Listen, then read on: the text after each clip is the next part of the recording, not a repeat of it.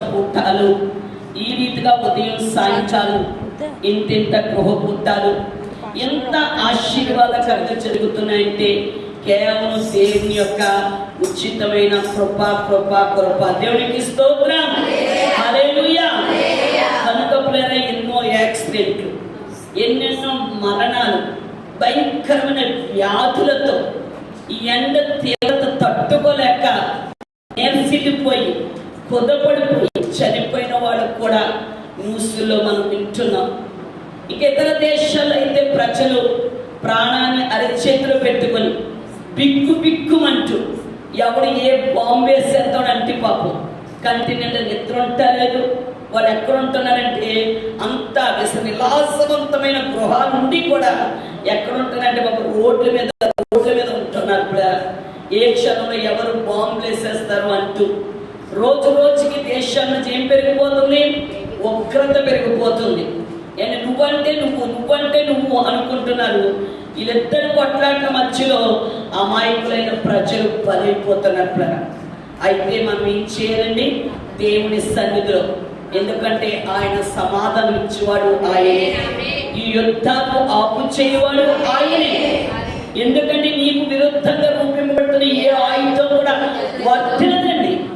కనుక మనం వెళ్ళి అక్కడికి వెళ్ళకపోవచ్చు, కానీ ప్రార్థన ప్రపంచంలో ఏ మూలకని వెళ్ళిపోయేది ఏంటి అంటే ప్రార్థన. ప్రార్థనకు మించినటువంటి ఆయుధం, ప్రార్థనకు మించిన శక్తి, ప్రార్థనకు మించినటువంటి అండి మరొకటి గొప్ప శక్తి లేదు. లేదా ప్రార్థన అంత శక్తివంతమైన ప్రార్థన. అందుకే ఈ దేవుడు ఎలాంటోడు? ప్రార్థన ఆలకించే దేవుడు. దేవుడికి స్తోత్రం. అందుకే ఏం చేస్తారు? సర్వ శరీరులు దీనికి కులమతంతో భేద లేదు. ఈయన ప్రార్థన ఆలకించే దేవుడు కనుక సర్వ శరీరులు ఆయన యొద్దకు వస్తున్నారు. దేవుడికి స్తోత్రం. కనుక ఆయన యొద్దకు వస్తున్న మన జీవితంలో, తండ్రి అయిన దేవుడితో సహవాసం చేస్తున్న మన జీవితంలో, కుమారుడైనటువంటి యేసుతో సహవాసం చేస్తున్న మన జీవితంలో, తన సహవాసములకు మనల్ని పిలిచిన దేవుడు, నమ్మదగిన దేవుడి సహవాసం వచ్చిన మన జీవితంలో మనం ఎవరి రూపంలోకి వచ్చాడండి? క్రీస్తు రూపంలోనికి వచ్చేది. స్తోత్రం. క్రీస్తును పోలి మనం జీవించాలి, క్రీస్తు మనస్సు మనం కలిగి జీవించాలి. దేవుడికి స్తోత్రం. అందుకే కదా అంటున్నాడు ప్రభువు, ఆయన రక్షణ పొందుకోగానే పలుకుతున్న మొట్టమొదటి మాట, పరలోక రాజ్యం సమీపించి ఉన్నది, మారు మనసు పొందండి, మీ బలు విడిచిపెట్టండి, మీ పాపాన్ని విడిచిపెట్టి ఎవరిని వెంబడించాలి? నన్ను వెంబడించాలి. విశ్వాసములకు కర్తయు దానిని కొనసాగించేవాడైన యేసు వైపే, యేసుని మనం వెంబడించే వరకు ఉంటే పరలోక రాజ్యానికి మనం చేరతాము. ఈ భూలోకములో నీకు కాసిన ప్రతి అవసరత యేసుక్రీస్తు యొక్క మహిమైశ్వర్యంలో తీర్చబడ్డాడు. అపవాది చేస్తున్న ప్రతి శోధన నుంచి ఆయన ఏం చేస్తాడు? తప్పిస్తాడు, రక్షిస్తాడు, కాపాడతాడు, నిన్ను నడిపిస్తాడు. దేవునికి స్తోత్రం, దేవునికి స్తోత్రం. కనుక ఆయనతో సహవాసం చేస్తున్న మన జీవితంలో ఈ దినాలు ఎలాంటి దినాలు? చెప్పాలి, ఇవి చెడ్డ దినాలు. ఈ చెడ్డ దినాల్లో మన సమయాన్ని ఎలా పాటు చేసుకోగలని?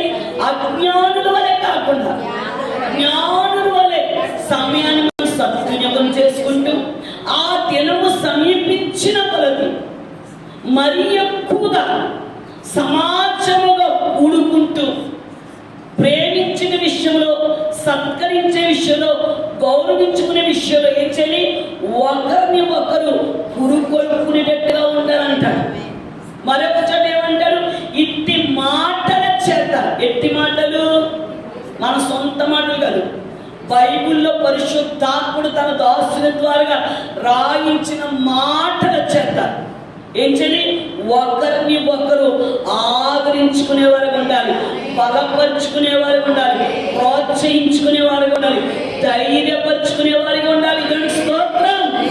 అందుకే కదండి దేవుడని యెహోషువతో అంటాడు, యెహోషువా మోషే చనిపోయాడని భయపడకయ్యా, నేను మోషేకు తోడినట్లు నీకు తోడై ఉంటానయ్యా, నిన్ను విడవనయ్యా, నిన్ను ఎడబాయ నిబ్బరము కలిగి ధైర్యముగా ఉండు. నీవు అడుగుపెట్టు ఈ స్థలాన్ని నిశ్చయముగా నేను నీకు అప్పగిస్తానయ్యా. ఏ మనుష్యుడు నీ ఎదుట నిలవచ్చారడు. కారణం, యెహోషువ ఎవరిని సేవించాడండి? ఇశ్రాయేలు దేవుడైన యెహోవాను మాత్రమే సేవించాడు. నేనును నా ఇంటి వారును యెహోవాను మాత్రమే. ఏమన్నానండి? నేనును నా ఇంటి వారును యెహోవాను మాత్రమే సేవించను అన్నాడు. దేవునికి స్తోత్రం. యెహోషువ సహవాసం ఎవరితో చెప్పాలి? చనిపోయిన మోషే సమాధి పట్టుకుని ఎడుతున్నాడా? అని యెహోషువ సహవాసం ఎవరితో?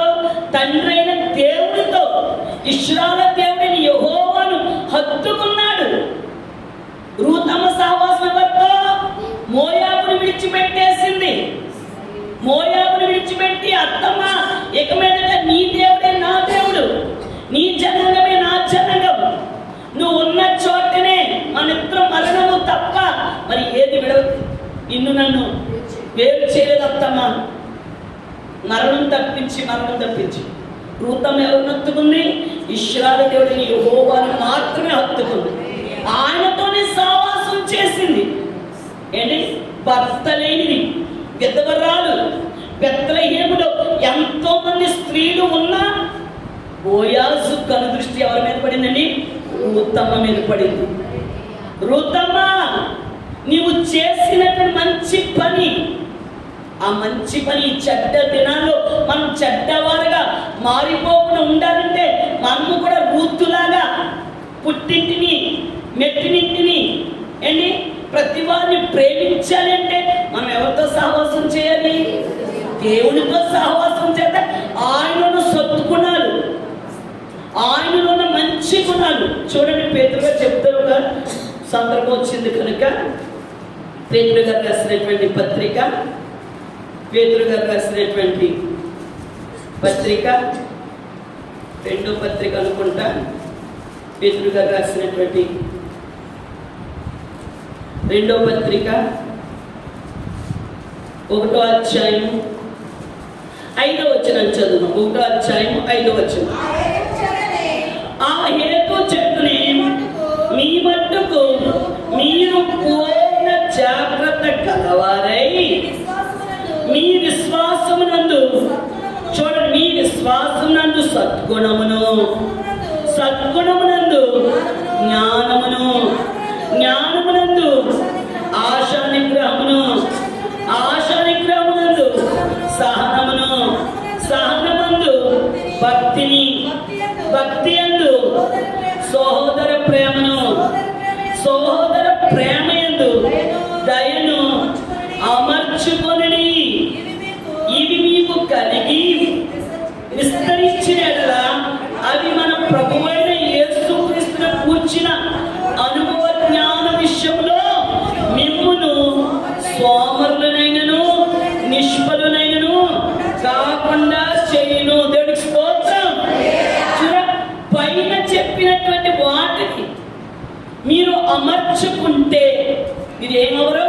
బద్ధకస్తులు కానీ, సోమరిపోతులు కానీ, తిండిపోతులు కానీ, నిద్రపోతులు కానీ, నిర్లక్ష్యం కానీ, అశ్రద్ధ కానీ, దేవుని సన్నిధి మానేలన్న ఆలోచనే రాకుండా ప్రభు అయిన యేసుక్రీస్తు యొక్క రాకడ వరకు ఏం కలిగి ఉంటారండి? మీరు సిద్ధపాటు మనసు కలిగి ఉంటారు. దేవునికి స్తోత్రాలు. కనుక పేతురుగా అంటున్నాం, చెప్పబడినటువంటి పై విషయాలు విశ్వాసమునందు సద్గుణమునందు జ్ఞానమునందు ఆశానిగ్రహమునందు సహనమునందు భక్తి యందు సహోదర ప్రేమయందు దయను. అది ఇవన్నీ ఎప్పుడు వస్తాయి అంటే మనం ఆయనతో సహవాసం చేసినప్పుడు ఈ లక్షణాలు తీయదులే. గలతీ పత్రికలో చెప్పినటువంటి 5వ అధ్యాయంలో చెప్పిన ఆత్మ ఫలాల్లో ఉన్న 9 లక్షణాలు మనకు వస్తాయి. ఇవి కూడా ఇంచుమించు 9 అనుకుంటా. ఇందులో ఉన్న 9 లక్షణాలు కూడా మనకి రావాలి అంటే మనం ఎవరితో సహవాసం చేయాలి? అది దినాలు ఎలా ఉన్నాయి? చెడ్డ. ఈ చెడ్డ దినాలు మనం అయిపోకూడదు సునీత, చెడ్డవారంగా అయిపోకూడదు. ఈ రోజులో చాలా మంది ఎందుకు చెడ్డవారైపోతున్నారు? ఎందుకు ఓర్పు ఉంటలేదు? ఎందుకు సహనం ఉంటలేదు? భర్త ఒక్క మాట అంటుంటే, అత్త ఒక్క మాట అంటుంటే, కోడలు ఒక్క మాట అంటుంటే ఎందుకు ఓర్పు ఉంటలేదు? కారణం దేవునితో సహవాసం లేక, దేవునితో సహవాసం లేక, ఎడతెగని సహవాసం లేక. వాక్యం ఏం చెప్తుంది? యెహోవా కొరకు సహనముతో కనిపెట్టుకోవాలి. ఎందుకో తెలుసా? దినాలు చెడ్డవి. ఈ చెడ్డ దినాలు మీరు చెడ్డవారైపోయిపోండి. కయ్యూను చెడ్డవాడైపోగల కారణం, యాషావు చెడ్డవాడిగా మారిపోగల కారణం ఒక పూట కూటి కొరకు. హమాను చెడ్డవాడిగా మారిపోగల కారణం కోరావు, దాతలు, అభిరాములు తిరుగుబాటు చేయడం. కానీ దేవునితో సహవాసం. ఈ చెడ్డ దినాల్లో మనం చెడ్డవాడిగా మారిపోకుండా ఈ 40 రోజులు ప్రతిష్ఠించుకొని వచ్చేసాం వెళ్ళిపోయామంటే కాదు, వచ్చిన మనం ఏమైపోయి మారు మనసు పొందేది. గతంలో ఉన్నట్టుగా నీవు ఉండకూడదు. ఎవరి పోలిక వచ్చేది? క్రీస్తు పోలిక వచ్చేది, క్రీస్తు స్వరూపం వచ్చేది. నిన్ను చూచిన వాళ్ళందరూ ఎన్నాళ్ళ ఏదనంటే దాన్ని సత్యం వేసిందండి. ఇప్పుడు ఎంత దీనురాలు అయిపోయింది ఏంటండి? ఈ 40 రోజుల్లోనే ఎంత దీనత్వం వస్తే ఇంకా మానకుండా ప్రభుత్వ సహవాసం చేస్తే ఇంకెంత దీనత్వం వస్తుంది అని నిన్ను చూచిన వాళ్ళు ఏమైపోయి మారిపోయి ప్రభు యొద్దకు రావాలి. దేవునికి స్తోత్రం. చూసిన ఈ 40 రోజులు వెళ్ళిపోయింది, ఏం నేర్చుకుందని, ఏం మారిందని. ప్రార్థన ఉదయం వెళ్ళిపోయింది, సాయంత్రం వెళ్ళిపోయింది, ఏం మారింది? ఎందుకు మార్పులని బతుకులు ఎందుకమ్మా? ప్రార్థనకి వెళ్ళిపోయి ప్రార్థన చేసాడు ఏదో పెద్ద అని మనం అనుకోండి. ప్రభు దగ్గరికి వచ్చామా ప్రభులాగా మారిపోవాలి, యేసులాగా జీవించాలి, యేసులాగా ప్రేమించాలి, యేసులాగా క్షమించాలి, యేసులాగా మాట్లాడాలి. దేవునికి స్తోత్రం. హల్లెలూయా. కనుక ఈ చెడ్డ దినాలు ఏమున్నాయి? అందుకే మొదటి దినములు చెడ్డవి. కనుక ఈ చెడ్డ దినాల సమయాన్ని అజ్ఞానం వల్ల కాకుండా జ్ఞానం వల్ల ఊతమ్మ జ్ఞానురాలుగా ఏం చేస్తుందంటే తన సమయాన్ని సద్వినియోగం చేసుకుంది. ఇశ్రాయేలు దేవుడు యెహోవాను మాత్రమే హత్తుకుంది. కనుక బోయేజ్ అంటున్నాడు రుతమ్మని చూసి, రుతమ్మా నీవు యెహోవా దేవుడితో సహవాసం చేసి ఆయనను హత్తుకున్నావు కనుక నీకు సంపూర్ణమైన బహుమానాన్ని దేవుడు ఖచ్చితంగా ఇస్తాడు అన్నట్టుగానే రుతమ్మ ఎవరికి భార్య అయిపోయిందండి? ఏ బోయాజ్ అయితే రూతమ్మను దీవించాడు ఆ బోయాజ్కి భార్య అయిపోయింది. ఏ రూతమ్మను చూసైతే అందరూ ఇదా అదా, మామగారిని మింగేసింది, బావగారిని మింగేసింది, భర్తను మింగేసింది, మహాకవి ఏ రోజు అడుగు పెట్టిందో అని ఎంతో మంది రూతుని రకరకాలుగా అన్నారు. కానీ రూతమ్మ తన పనేదో తను చేసుకుని వెళ్ళిపోయింది తప్ప దేవునితోనే సహవాసం చేసింది. దేవుని సన్నిధిలో కన్నీరు కాచింది, దేవుని సన్నిధిలో ఏడ్చింది. తన కన్నీటి ప్రార్థన అలా మనిషి సత్యవతి గారు నాట్యముగా మార్చి ఏ రూతునైతే నోళ్ళు అనే రూతమ్మను దూషించాయో, ఏ చేతులైతే రూతమ్మను చూసి ఇలాగన్నాయో, ఇప్పుడు ఆ చేతులని అమ్మ రూతమ్మ గారు భోజనాలు గారితో చెప్పరా, మా అబ్బాయికి ఏదైనా పని ఉందేమో, అమ్మ రూతమ్మ గారు బోయాజ్ గారితో కాస్త చెప్పరా. మా ప్రేమైపోయింది. పనివాడి వెనకాల పరిగెని ఏరుకునే రూతమ్మ యజమానుల స్థితిలో ఉంచి దేవుడికి స్తోత్రం. అదే చెప్తున్నాను, ఓర్పుగా ఉండండి, సహనంగా ఉండండి. ఏ ఉద్యోగం అయితే, ఏ కాలేజీలో అయితే, ఏ ఇంటిలో అయితే, ఏ సంఘంలో అయితే నిన్ను దూషించారో, నిన్ను ఆఫ్టర్ అన్నారో, ఆ మనుషుల మధ్య ఏం చేస్తాడు దేవుడు? చేతులెత్తి జోడించి అమ్మగారు అనేటట్టుగా దేవుడు ఏం చేస్తాడు? విజయోత్సవంతో మనలను ఊరేగిస్తాడు. దేవుడికి స్తోత్రం. హల్లెలూయా. మనం తొలగించేది దేవుడు నిన్ను నన్ను హెచ్చించేందుకు ఆయన బలిష్టమైన రెక్కల నీడలో మనం ఇచ్చేసుకొని మనం తగ్గించు.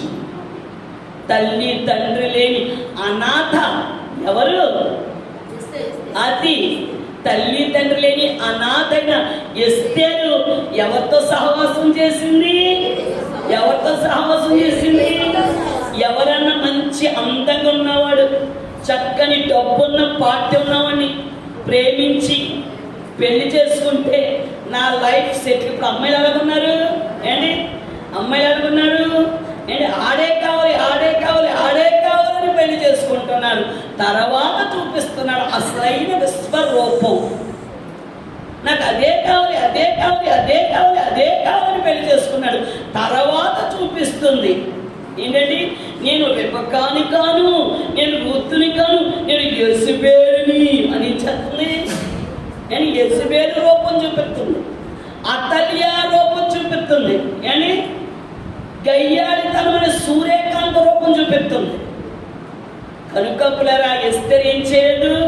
తల్లిదండ్రులు లేని పిల్లైనా పిన్న తండ్రి అయినా మొర్దుకై మాట విని మొర్దుకై అడుగుచాడు నడిచింది. మొర్దుకై చెప్పిన ధర్మశాస్త్రం అంతటికి లోబడింది. నీ దేవుడని యెహోవాను తప్ప ఇంకా వేరొక దేవుని ఆశ్రయించుకోదు, వేరొక పురుషుని నువ్వు చూడకూడదమ్మా. కనుకనే ఎస్తేరు ఎవరితో సహవాసం చేసింది? తండ్రి అయిన దేవునితో సహవాసం చేసింది. కనుకనే ఎస్తేరు ఏమైపోయిందండి?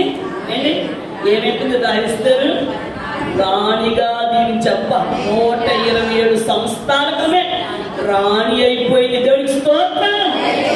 రూతమ్మేమో బెత్లెహేముకి యజమానులాగా దీవించేశాడు. ఎస్తేరునేమో రాణిగా ఆశీర్వదించి రూతు మీద ఒక గ్రంథం రాసేశాడు దేవుడు. ఎస్తేరు మీద కూడా ఒక గ్రంథాన్ని రాశాడు. ఎంత కృపగల దేవుడు అండి! నిజంగా ఆడవాళ్ళంటే ఆ రోజులో పెద్ద విలువే లేదు. విలువ లేని రోజుల్లో కూడా ఇలాంటి దినాలు వస్తాయి. ఆడవాడిని కూడా తక్కువ చేసి మాట్లాడే దినాలు వస్తాయి. నా దేవుడు ఏం చేశాడు మగవాళ్ళ మీదనే కాదు, రూతమ్మ మీద, ఎస్తేరమ్మ మీద కూడా. ఎందుకంటే అలా భక్తి కలిగిన స్త్రీలుగా జీవించారు. కనుక స్త్రీలను కించపరిచే రోజులు వస్తాయని తన పునరుత్థానపు శుభవార్త మొదట ఎవరికి తెలియజేసేది? స్త్రీలమైన మనకే మొట్టమొదటి శుభవార్త మగ్దలేని మరియమ్మ ద్వారా 7 దయ్యాలు పట్టిన ఆ తల్లి ద్వారా ఏం చేశారండి? శుభవార్త, పునరుత్థానుడైన యేసుని గురించిన శుభవార్తను దేవుడు బయలుపరిచాడు. దేవునికి స్తోత్రం. హల్లెలూయా. కనుక పిల్లరా, మన దేవుడు ఎంత కృపగల దేవుడండి. ఆ దేవుడితో ఏం చేయండి? కనుక నా పుట్టింటోడు ఇది పెట్టలేదు, నా మెట్టినింటోడు అది పెట్టలేదు. అస్సలు మీరు వాడిది పెట్టలేదు, ఇది పెట్టలేదు అనకండి. వాడు పెట్టినా నేను పెట్టినా మా అంటే ఒక వారం వస్తుంది, ఒక నెల వస్తుంది, కానీ జీవితకాలం అంతా కాదు కదా. కానీ జీవితకాలం అంతా నిన్ను నడిపించేవాడు, నిన్ను పోషించేవాడు, నిన్ను బాగుగా ఎరిగినవాడు. నువ్వు కూర్చుంటా, నువ్వు లేచుతా, నువ్వు పండుకుంటా సమస్తాన్ని చూచిన దేవుడు అనర్చి కుదిరించి దిగజారునట్టు నీ గిన్నె నిండి పొర్రి పొర్రి పొర్రి అంతా నిన్ను, నీ కుటుంబాన్ని, నీ సంతతినైనా ఆశీర్వదించబోతున్నాడు. ఇందులో అనుకోవచ్చు నిజమేనమ్మ గారు మీరు చెప్తున్నారు, నిజమే. ఎందుకో తెలుసా? ఆయన మన తండ్రి అండి. తండ్రి పిల్లల్ని దీవించకపోతే ఎవరిని దీవిస్తాడు? ఆయన మన కొరకు దాచిన ప్రతి ఆశీర్వాదం మనదే. ఆయన ఏం కోరుకున్నాడు? నాతో సహవాసం చెయ్యి, నన్ను పోలి నడవండి, అప్పుడు మిమ్మల్ని యోగుని నేను 2 అంతలుగా దీవిస్తే మిమ్మల్ని 100 అంతలుగా దీవిస్తాను. యోగుని ఎందుకు 2 అంతలుగా దీవించాడు? కారణం యోగు గ్రంథం. ఇంకోటి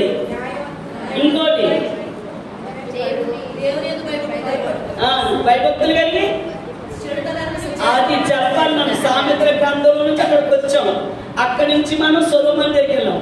మరొకసారి చూద్దాం. యోగు గ్రంథం 1వ అధ్యాయం. ఊజు దేశమందు యోబు అని ఒక మనుష్యుడు ఉండెను. ఏ దేశమందండి? ఊజు దేశమందు. మరి ఈ రోజు నీ సంఘంలో, నీ పుట్టింటిలో, నీ మెట్టినింటిలో నీకుంటున్న సాక్ష్యం ఏంటి? దేవుడు యోబు గురించి సాక్ష్యం ఇస్తాను. ఎవరైనా సాక్షాత్ యోబు ఏమని, ఊజు దేశమందు యోబు అనే ఒక మనుష్యుడు ఉండేనంట. అతను యథార్థవంతుడును న్యాయవంతుడును దేవుని యొక్క భయభక్తులు కలిగి చెడుతనమును విసర్జించిన వాడు. అతనికి 7 కుమారులు 3 కుమార్తెలను కలిగిరి. అతనికి 7,000 గొర్రెలను 3,000 ఒంటెలను 500 జతల ఎడ్లను 500 ఆడగాడిదలను కలిగి బహుమంది పనివారును అతనికి ఆస్తిగా ఉండేది. కనుక తూర్పు దిక్కు జనులందరిలో ఎవరు యోబే గొప్పవాడిగా ఉండేది. ఎందుకున్నాడు చదువుతాడు. అతని కుమారులందరూ వంతుల చొప్పున అనుదినము ఒకరికొకరు తమ తమ ఇండ్లలో విందులు చేయనై కూడినప్పుడు తమ 3 అక్క చెల్లెలను తమతో కలిసి అన్నపానములు పుచ్చుకొని చుండిరి. వారిని పిలుచుచు వచ్చిరి. వారి విందు దినమున పూర్తి కాగా యోబు, చూడండి ఈ మాట పట్టుకోండి, యోబు తన కుమారులు పాపము చేసి తమ హృదయములలో దేవుని దూషించురేమో అని వారిని పిలవనంపించి వారిని పవిత్రపరిచి అరుణోదయమున లేచి వారిలో ఒక్కొక్కరి నిమిత్తము దహన బలులు అర్పించుచు వచ్చెను. దేవునికి స్తోత్రం. చూసారా యోబు ఎన్ని కార్యక్రమం చేస్తున్నారు? మరి మీరు అలా చేస్తున్నారా? దేవుడు సాక్ష్యం ఇస్తున్నాడు. ఈరోజు నీ సాక్ష్యం, మన సాక్ష్యం, మీతో సహా నేను కలుపుకున్నాను. మనందరి సాక్ష్యం ఏంటి? పలానా మదరి సింగ్పేటలో షాలం పెంతుకొస్తులో నా సేవకురైన రూతమ్మ అని దేవుడు ఏ సాక్ష్యం ఇస్తున్నాడు? నీ గురించి, నా గురించి ఉన్న సాక్ష్యం ఏంటి? ప్రభు రాకడెప్పుడో తెలియదు, ఈ ఊపిరి ఎప్పుడు ఆగిపోతుందో తెలియదు పిల్లరా. ప్రభు రాకడ మన పోకడ జరగక మునిపే ప్రభు కొరకు మనం ఎలా జీవించాలి? పవిత్రులైన కన్యకలుగా మనం జీవించాలి, పరిశుద్ధంగా జీవించాలి. కృష్ణ చైతన్య గారు ఆయన పరిశుద్ధుడు కనుక మనమును కూడా పరిశుద్ధంగా జీవించాలి. దేవుని స్తోత్రం. ఈ యుద్ధాలు ఎన్ని జరిగిపోతుంటే కానీ ప్రభు రాకడ సమీపించింది. ఇక మీరు ఏం చేయకూడదు? రక్షణ కోసం రేపని మా పని వాయిదా వేయకూడదు, సిద్ధపడిపోవాలి. ఈ రాత్రే ప్రభు రాకడైతే నువ్వు ఎక్కడ ఉంటావు? ప్రతిరోజు మనం ఈ రాత్రే ప్రభు రాకడైతే, ఈ రాత్రే నా మరణం అయితే నా పరిస్థితి ఏంటి అని ప్రతిరోజు ఏం చేసుకుని ప్రతి ఒక్కరూ పిల్లలు మీరు కూడా సిద్ధపడిపోవాలి. మీ అమ్మా నాన్న ప్రేమించకముందే మీరేమైపోయి మీరు పరలోక రాజ్యంలో ఉండాలంటే మీరు కూడా రక్షణ పొందడానికి సిద్ధపడిపోవాలి. ప్రభు రాకడ ఈ రాత్రి అయితే, నా మరణం కూడా ఈ రాత్రి అయితే నేను నా కుటుంబం ఎక్కడ ఉంటాం అని నిన్ను పరిశీలించుకొని ప్రతిరోజు ప్రభు రాకడ గురించిన సిద్ధపాటు, ప్రతిరోజు నీ మరణమును గురించిన భయం నీకున్నారు. గ్యారంటీ ఇవ్వగలవా? దేనికైనా గ్యారంటీ ఉందేమో కానీ నీ ప్రాణానికి గ్యారంటీ లేదు. కనుక ప్రతిరోజు ఏం చేసుకొని, ఈ రోజే ప్రభు రాకడైతే, ఈ రోజే నా మరణం అయితే ఏంటి బాబోయ్, ఆ నిత్య నరకాగ్నిలో నేను ఉండకూడదు. నేను నా కుటుంబం అంతా ఎంతో అందమైన నా కొరకు కట్టబడిన ఆ పరలోక రాజ్యములో, ఆ 12 గుమ్మాలతో కట్టబడిన ఆ పరలోక రాజ్యములో నేను నా కుటుంబం అంతా ఉండాలి. నరకాగ్ని పాలవకుండా ఎంత భక్తి చేసి రక్షణ పొందకుండా చనిపోతే, ఇంత భక్తి భక్తి చేసి ప్రభు రాకడ వచ్చేది నా పరిస్థితి ఏంటి? ప్రతి క్షణం కూడా భయపడుతూ మెలకువ కలిగి ప్రభు యొక్క రక్షణ పొందడానికి మనం ఏమైపోయినని సిద్ధపడిపోవాలి. దేవునికి స్తోత్రం. ఏంటి, తూర్పు దేశంలో ఉన్న వారందరిలో ఎంతో మంది కుటుంబాలు ఉన్నాయి, కానీ దేవుడు ఎవరి గురించి సాక్షిస్తున్నాడు? యోబు గురించి సాక్షిస్తున్నాడు. ఈరోజు నీ వీధి వారు ఎంతో మంది ఉన్నారు, అలాంటి సాక్ష్యం నీ గురించి ఉందా? వీళ్ళండి చర్చికి వెళ్తారండి, మోసాలు మానరు, అబద్ధాలు మానరు, బూతులు మానరు, చర్చికి వెళ్తారు పేరు తప్ప అన్నీ కూడా అక్రమైన జీవితం అండి అనే సాక్ష్యంలో ఉండకూడదు. ఊజు దేశం అని ఎన్నో కుటుంబాలు ఉన్నాయి, కానీ దేవుడు యోబు గురించి సాక్షిస్తున్నాడు.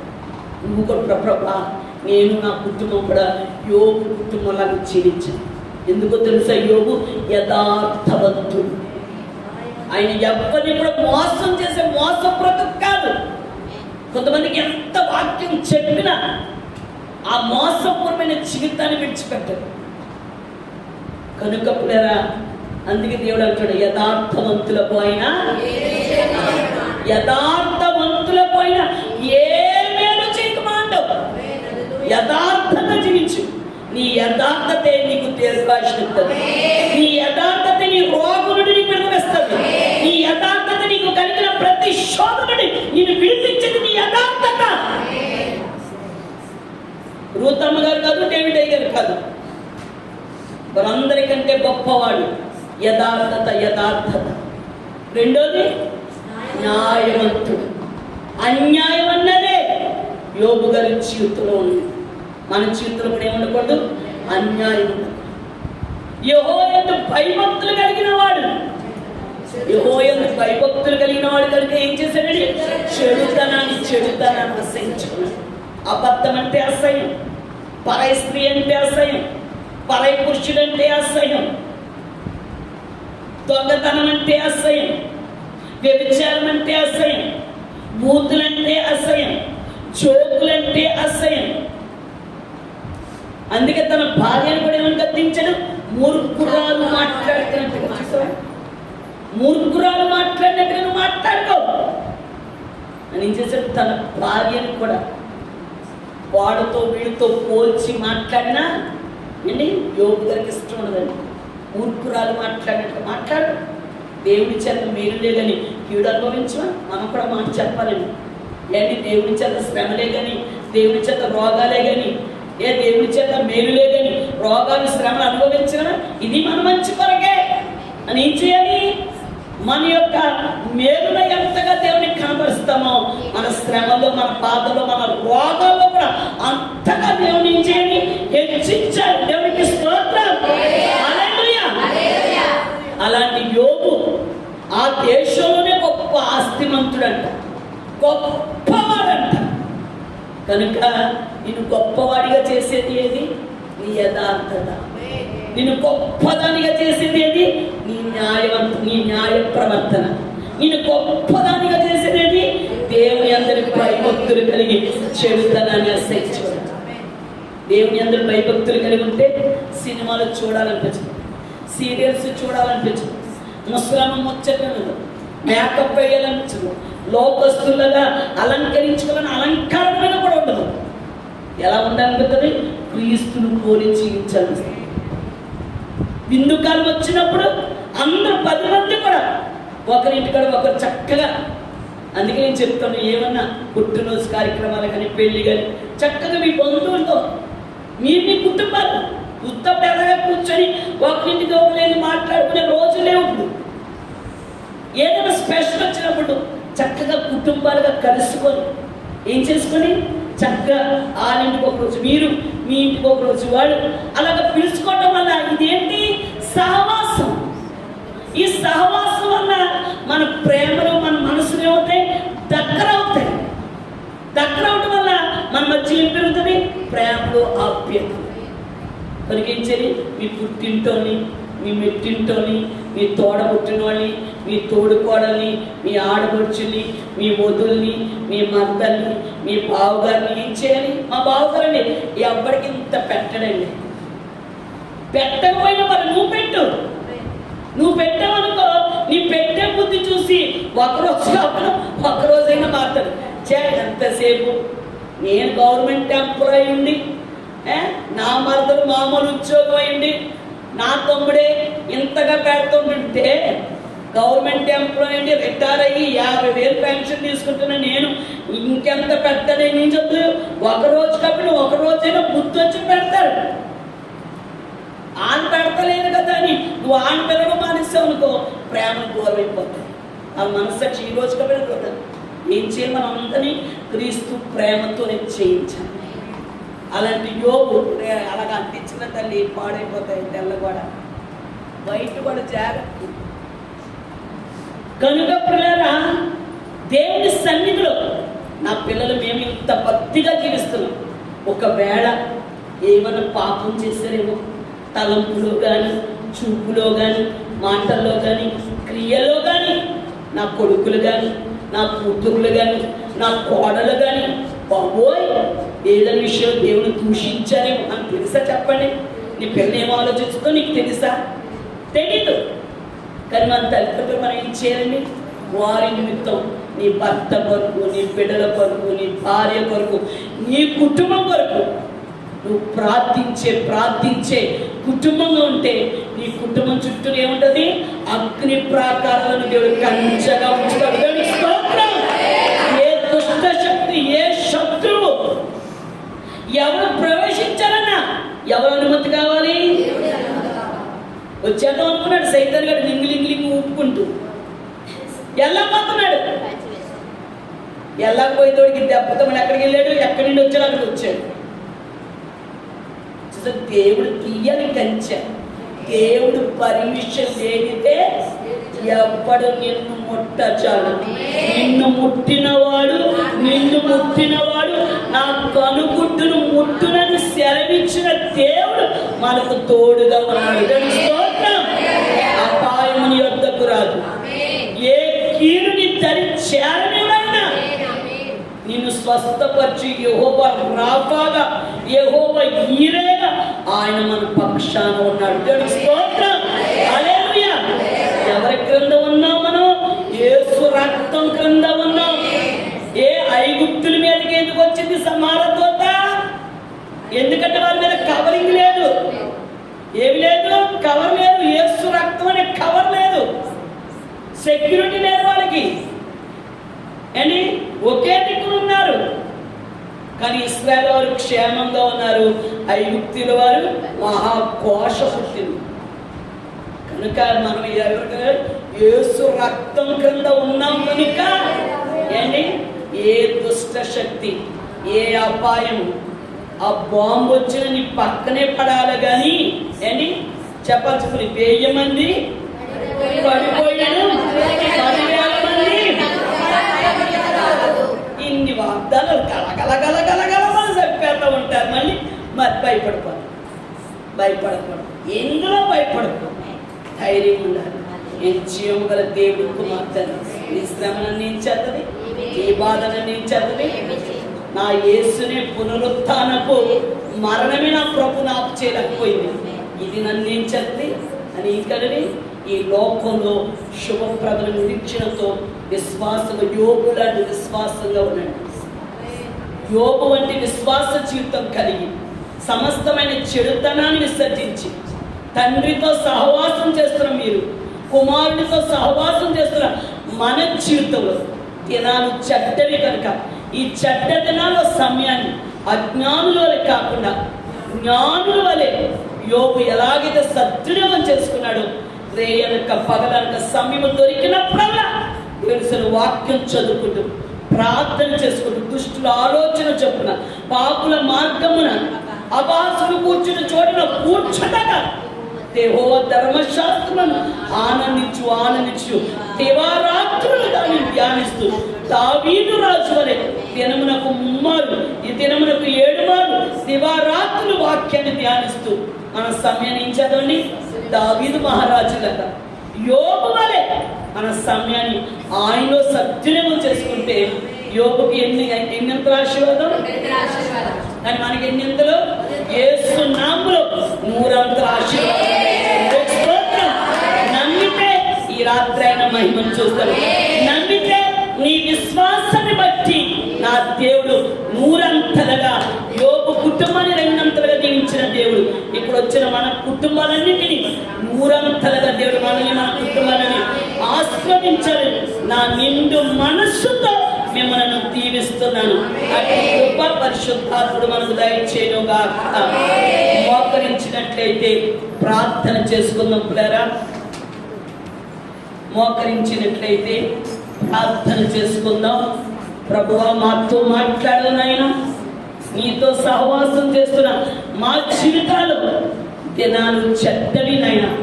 ఈ చెడ్డ దినాల్లో మా సమయాన్ని మేము వృధా పరచుకోకుండా నాయన, అజ్ఞానుల వలె కాకుండా జ్ఞానుల వలె తండ్రి అయిన దేవునితో కుమారుడైన యేసుక్రీస్తు